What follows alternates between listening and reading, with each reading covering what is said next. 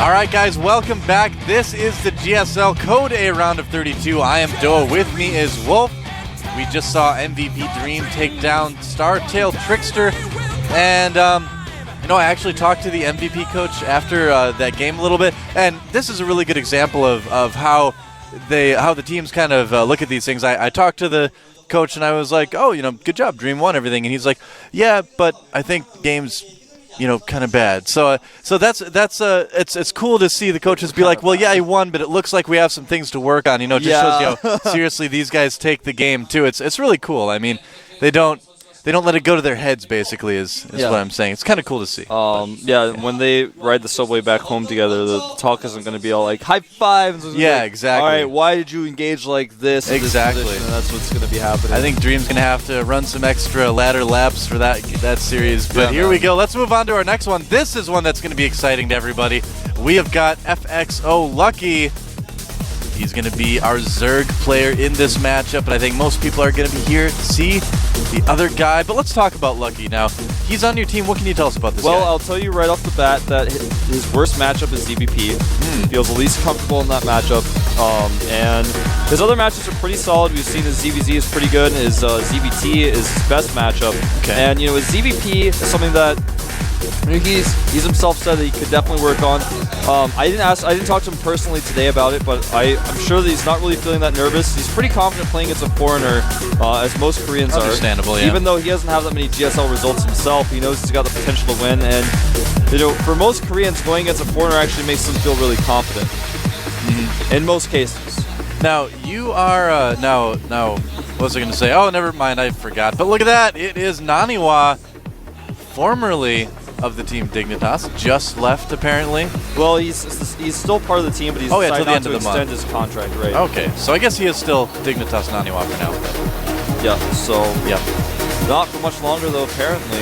Yeah, not for much longer. A lot of team changes recently these past few months. There really have been, yeah. A lot of people joining teams, a lot of people switching teams. Well, I like it. It's a good, tumultuous period of change for esports, and it's all going to be for the better in the end. Yeah, I mean, it needs to happen. Players are going to move around and find the best fit for them. It's natural. Well, we talked to Naniwa a little bit before his match, and he seemed confident, but he also seemed a little tired today. He didn't have his usual spirit. Naniwa is a guy, if you guys have never met this guy, he's a very interesting character, and he usually has a lot of energy, but today I didn't feel like it. Maybe I think he's really focused. I think he's focused on the game a lot. He acted confident, but yeah, I think he might actually be a little bit nervous here. I don't know. I mean, it's hard to tell with this guy. He's a player that I don't really think gets too nervous too often in games, but it is the GSL. We'll see what happens. They're holding hands. They just reached across the middle. Thanks a lot, John. I'll never unsee that now. All right, well, the maps are going to be Antigua Shipyard, Terminus, and Crossfire. And I believe it was FXO Lucky that actually took out Thorzane last season, wasn't it? I believe? No, Thorzane actually took... No, I don't remember. Yeah, well, he won one game, but he ended up losing the series. Well, the game is loading. Game 1, who's going to come out on top? Can Naniwa be our third foreigner to make it to the round of 16 this season? We're going to find out. This is the GSL Code A.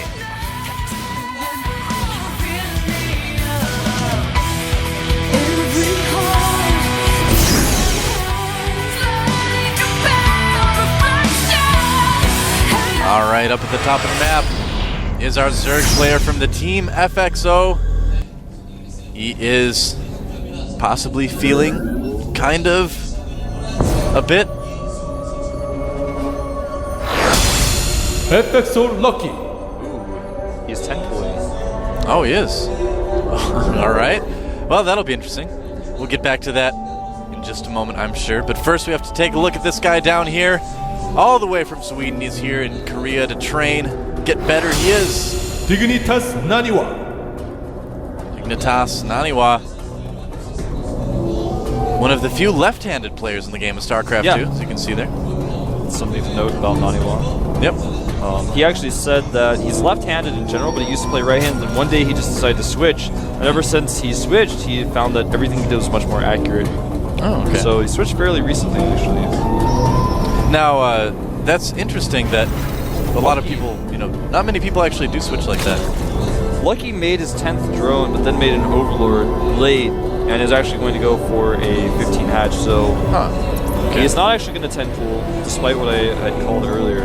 Alright. Forge on the way for Naniwa. He's going to be expanding with that. Naniwa is actually not going to block the hatchery. This is so smart. Lucky hit his drone so that the probe couldn't see it, so he didn't know he was going to hatch first. So Naniwa went into the main, and then he made the hatchery. Huh. And now Naniwa is going to be kind of looking around. He's like, all right, where's the gas? Where's the pool? But it is going to be a hatch first. The question is, will Naniwa try to do any sort of cannon action? Maybe, maybe not. We'll see. Very unlikely. It's not really Naniwa's style. Yeah. But you might want Lucky to think that. That's why he's running his probe around there. That's why Lucky's just having to chase him. Yeah, of course. Yeah, you can't let that probe kind of run around unopposed, otherwise you run into trouble. Next is going down for Naniwa as well. Now, this is the guy, too, who recently, you know, was saying things like he feels like his play has been entirely broken down. You know, I think coming to Korea, according to him anyway, has affected him quite a bit. You know, he told me a couple weeks ago that he feels like he's learning the game over again, basically. So, well, a lot of Europeans have said that. We've had a lot of European foreigners come to Korea, and they say often that, well, when I play on the European ladder, and if I do this, I can just win 90% of my games, but when I play against the Koreans, they actually really micro, and they actually have so many bases, and it's like, I can't imagine how this is the norm here, and I just have to learn this. I have to understand better why this is. Yeah. Now, I tend to think personally that Naniwa is being a little bit dramatic. I think he's still quite good. I think he's still got a good chance in this series, but his confidence may be a little bit hurt. It seems like that. Well, Naniwa hasn't been doing as well in foreign lands really recently as he had in the past either, so it's going to be affecting his mentality just a little bit. Now, luckily for Naniwa, he did keep that probe alive at least for a little bit longer. Walls off with the cybernetics core. It's always good if you can make the cybernetics core as part of your wall off, and if you're in cross positions like this, you can do that so you don't have to cancel the gateway. Yeah. Now, the positions, I would say, are actually pretty good for Naniwa. If he can take control of that center part of the map, that's going to help him quite a bit. He can get his gold up pretty quickly unopposed, can put some pressure on his opponent. We'll have to see what he has planned. Pretty quick third going up for Lucky right now. He's going to take advantage of the fact that Naniwa is not going to be able to be aggressive for a little while. But Naniwa he does scout see it. Yeah, so that's something that's really fortunate for Naniwa. He's going to have all this knowledge. Yeah, Naniwa's core is done, and actually he's going to add a Stargate ESC. Oh, okay. All right. I think that's a good decision. I mean, it's pretty common to see Protoss players do that. If he gets out fast enough, he can put some pressure on the third with Void Ray. Yeah, because the Queen's not going to be able to walk over there. It's way too far. The Creep's not going to be over there. Exactly. It's the closer position for his Void Ray to go to, as opposed to like the 12 o'clock base that could have been taken. Now you notice Lucky's sending his Overlord out in the direction that the Void Ray would come from, too. He wants to make sure that he's in a place where he can see everything as well. I like Lucky's actually sent the Zerglings, the 2 Zerglings that he has, to check every single location of the entire map for proxy pylons. They are rallied as far as they can be rallied. Like, he actually rallied them so much the game came up and said, cannot queue additional waypoints, and the Zerglings were like, no! That's something you actually don't see very often, is people sending their Zerglings that far over, you know, the map. Oh, he does see the Nexus there. But will he go in far enough to see the Stargate? Naniwa's probably going to be able to prevent that. He actually does not see the gateways nor the Stargate with that. Not yet. You will see these 2 gases. He sees one of them, but might be able to kind of infer that there is a 4th. Generally, you don't see a lot of builds where Protoss are at 3 gas very often.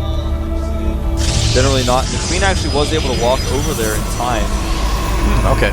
Because Lucky made 2 big tumors. He also sent the Queen very early. Okay. Stargate's known about by the Overlord as a... Oh, now he sees it. Yeah, he sees the gates as well, but he already knew about the Stargate because he killed this Overlord. He's going to kill another Overlord. Oh, wow. Naniwa's probe trying to put down a pylon right away gets found, but it does plant 2 pylons. Now, we saw a timing attack like this actually completely fail yesterday. We'll see if it works out a little bit better for Naniwa. He, of course, does have 2 pylons down. The Zerglings don't have speed. He might be able to warp in some units and help them. Phoenix is going to allow units to warp in on the high ground, but he's going to warp in on the low ground instead. Warping in some Zealots. They're taking a lot of damage from the Zerglings before they finish warping, but it will be enough. I really like this. A ton of Zerglings coming towards this location, though, and Naniwa has realized that, he needs to pull the Zealots back. Uh-oh. If he can warp in a few more Zealots, he should be able to hold these pylons for a long time, but it looks like he's going to relinquish this position with the Queens on the high ground. Oh, what the Zealots here, but do get surrounded. actually they're not surrounded though. They're in a really good spot. The first ones did. Not these. Yeah, right. They're better. Right. Yeah. These new Zealots really improved Zealots. I was a little bit behind. Well, now he lets the Zealots get surrounded as he focuses on this Overlord. So everything we're saying is happening in weird ways. Does end up cleaning up the Zerlings just barely. We're just casting the time warp, like things that we say don't happen yet. We know the future will. This is how you do this timing attack, though. You send multiple Phoenixes over. You have to secure the pylons, and then after you clean up the Zerlings, then you do this harassment. Now these Queens are actually going to be taken out by Phoenixes, Zealots, and Void Rays. Very nice. Looks like the pylons might go down, though, but Naniwa is going to be able to cause a lot of damage with these Zealots and his air units as well. Yeah, man, this is looking really bad for Lucky. Queen does get taken out. Now the Spore is going to be taken down by Zealots. He's forcing 14 more Zerlings. Yeah. Right now, Naniwa's been able to be about even in worker count because it's forced so many Zerlings. Yeah, Naniwa not doing bad at all. Doing some damage with that attack. And he's just constantly supply blocked Lucky with all the Overlord killing he's done. Yeah, he's killed all the Queens too. I believe that may be the last one on the map. I'd have to look around. There's one other one that just popped, yeah. Alright. Yeah, he's missing a ton of injects. This is how you guys do Stargate builds, by the way. I know you guys watch Koreans do this all the time, and like, it works okay. If you can kill every Queen, then it's worth it. If you can only kill one Queen, you lose like a Phoenix and a Void Ray. No, it's not worth it. I'm sorry. Wall-Off says no way to the Zerglings not getting in. Man, he is just doing so much damage here. This is ridiculous. Naniwa has killed so many Overlords. He's doing a great job keeping that Void Ray alive too, I gotta say. I am extremely impressed, man, with Naniwa's Stargate play here. Yeah. See what I mean? He was saying how nervous he was and how bad he thought he got. I didn't think that. Look at how many Overlords he's managed to kill. Look, he's going to kill another Queen here as well.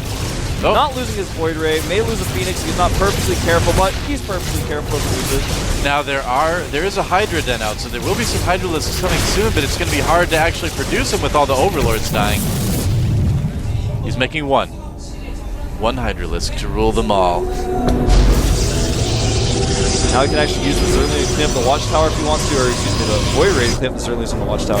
Yeah, Lucky's making like 7 Overlords at a time. I mean, it's a lot of resources being pumped into this. And Naniwa is actually slightly down on supply despite all of this harassment. But it's because he's been spending a lot of time powering up. He's going to take a third base right now. And, you know, he did lose a few of those Phoenixes, but he's just got better units right now. Well, it's kind of cool to see how low Naniwa's money is, too. You know, after all that micro and harassment, he was able to still keep macroing through all that, too. This is going to be one mistake you might end up making because there are so many Hydras on the way. There's 11 Hydras out, 12 more on the way. It's going to be 23 Hydras. He doesn't have Hydra's range, but with all these Hydras out, I take it back, he already got range. With all these Hydras out, it's going to be really tough to engage with this type of army for Nani. Yeah, I think he's going to have to retreat right now. Good force fields might allow him to engage for a little bit, but with these Zerlings coming in... All right. Force field's allowing him to pick off a couple Hydras, but yeah, I think Naniwa probably is going to want to move back, and that's exactly what he's doing. A little bit too dangerous right now. Some Roaches on the way from Lucky as well to reinforce. Naniwa being very safe with his expansions, getting 3 cannons down before anything. Adding on some more gateways as well. Yeah, Naniwa looking in really good shape. What's the worker count at the moment? The worker count right now is 64 probes to 73 drones. Okay. There's 23 Hydralisks out, 19 Stalkers, 4 Sentries, and 2 Phoenixes. There are 5 Roaches out as well. He's getting Roach speed, he's getting +1 missile attack, 12 more Roaches on the way, so he's really starting to add that Roach count. That is bringing a lot of Overlords Hydras. to spread creep. He's actually going to do what it looks like a pretty late Hydra buzz. Now, Naniwa's first Colossus is on the way. Oh, he has drops. He's actually going to do a drop. Oh, wow, a Hydra drop. All right, this is going to be pretty exciting. The Stalkers are a little bit out of position, Stalkers too. up onto the high ground and take out these Overlords. Uh-oh. Here we go, dropping all those Lings and Hydras into the main base, and that is just too much DPS for those Stalkers to handle. Naniwa just a little bit out of position with those Stalkers when the drop came in, and that may end up making a big difference in this game. Yeah, and more units are actually rallied across to attack the third base of Naniwa, sending a ton of Roaches over there as this happens. Oh man, the DPS on Hydras is just so insane. And they actually don't even have +1 yet, they're about to. Yeah. Naniwa has +2, however, and here are those Roaches I was talking about running over to the third base of Naniwa. Can he hold this? It doesn't look like he's going to be able to hold his third. There's just too many Roaches, even with the Stalkers coming in. Yeah, Naniwa just having to fight on too many fronts. It looks like he's going to be able to clean up what's in his main right now, but he's going to lose a lot of probes. Oh, and he's going to lose that Colossus if he's not careful. Ooh, got to get that thing away fast. Yeah, better to... Well, I don't know. This game is basically over, unfortunately, for Naniwa. He just couldn't defend against as many attacks, and I think maybe... Looking back at this game, I think his Stargate play would have been better off going for the third base location rather than going for the main. That could very well be true, yeah. I mean, he killed a lot of overloads, killed a lot of queens, but didn't really damage the economy too much, didn't really kill any probes. And he took his third really late. And, you know, I said he was powering up a little bit. He only added a few more gates. If he had added a lot more and just continued to control the middle of the map, this wouldn't have been able to happen. Oh, another drop coming into the main. Here we go again. The probe's making a run for it. This time it's mostly roaches. Naniwa did clean up the third, but all his probes died. Colossi there being micro-backed. The Nexus is going to get taken out. And another attack at the third. Naniwa is ready with a couple roaches, but not enough. Yeah, things just looking really grim for Naniwa right now. Targeting down the third base with those roaches. Oh! Gets it. Yep. Nexus in the main and the third are destroyed. And the roaches are still in the main, killing Twilight Council. A lot of gateways have fallen. Yep. And Naniwa just sticking in this game. Yeah, he's about 100 supply behind right now. I mean, right now Lucky is on 4 bases, including the gold. Roaches are attacking his only mining base. He has no answer for them. He's sending the rest of his units home. Yeah, and he's actually just going to engage and trade here a little bit. Remaxing, making more and more roaches back home. Yep. He's got Corruptors out already. Now it's the game, like you said, I mean, there's not a whole lot that Naniwa can do to really come back and win this. I mean, he's essentially on 1 base. He's essentially on 3 gateways. He's producing Colossi, but he just doesn't have a lot to back it up right now. In the meantime, Lucky has taken the gold as well, as you can see there. Yeah, he's controlling the center. He's got so many Hydras. GG. Yep, there it is. So Naniwa, you know, looking like he was doing some damage early on, but Lucky sticking in it, macroing well and getting the win. He didn't multitask as well as he needed to be doing while he was doing that harassment. His micro control with those Void Rays and Phoenixes was excellent, but back at home his macro was just slipping a little bit. Naniwa pretty upset, obviously, with that. MVP coach coming in there, actually talking to him a little bit. Yeah. And in case you're wondering about that, Naniwa's staying at the MVP house right now, isn't it? Yeah. So that's where he's practicing. So coach is trying to support him there a little bit. But definitely an upsetting loss, especially when you feel like you're doing some damage early on, and then your opponent just comes back and basically rolls over you. I mean, it was a smart idea by Lucky to go for the drops. I don't think Naniwa was really expecting that. Yeah. Well, the drop, he wasn't expecting. He saw it, but he didn't react quickly. He had all of his stalkers. So, like, half of his stalkers had blinked up into the main from some earlier blink that he did. So he had some stalkers in the main and some on the low ground. He actually could have blinked all of them in and killed a lot of the Overlord drops as they were dropping. Then he would have been in a pretty decent spot. But unfortunately, he didn't react quickly enough. And once all the Hydras were out of those drops, it was like, just not going to work. And that's the danger, I guess, with focusing a lot on that airplay, too, is that it does make you prone to those kind of Hydra drops. We've seen games like that before where Zergs have won by basically the exact same methods. So something to watch out for, I guess, if you're a Protoss player that likes airplay. Watch out for those Hydra drops. They're really difficult to deal with because, I mean, that's the only way the Zerg can attack you. It's the only smart way to attack. If he tries to attack up the ramp on Antigua, for example, it's just not going to work. Yeah, well, we saw him try to pressure with a little bit of Zerglings there, but yeah, you can just get a couple cannons back there. The wall-off is so strong on that map. So yeah, Lucky played it well. Naniwa didn't play bad, but didn't end up working out. But it's only game 1. Game 2 is going to be on Terminus, a larger map. A larger map, another 4-player map. We saw Naniwa fall last season to a Zerg on this map, actually. Oh, we did? Yeah. Oh, okay. Who did he play last time? I can't remember. You can't remember either? No. It was just a Zerg on this map. Who knows? I don't remember. All right. Well, I just remember it was a Zerg and he actually died to a Hydra drop. Oh, really? Yep. Ah, interesting. The past coming back to haunt him, possibly. It is Terminus. There it is. You guys saw the Korean name for just a second there. Actually, if you translate the Korean directly, it means final station. Yeah. Which kind of coincides with Terminus, I guess you could say. Makes sense. Yep. So FXO Lucky versus Dignitas Naniwa. Who's going to come out on top? The game is loading right now. This is the GSL Code A round of 32. Naniwa's round of 16 hopes are on the line. Let's see who wins.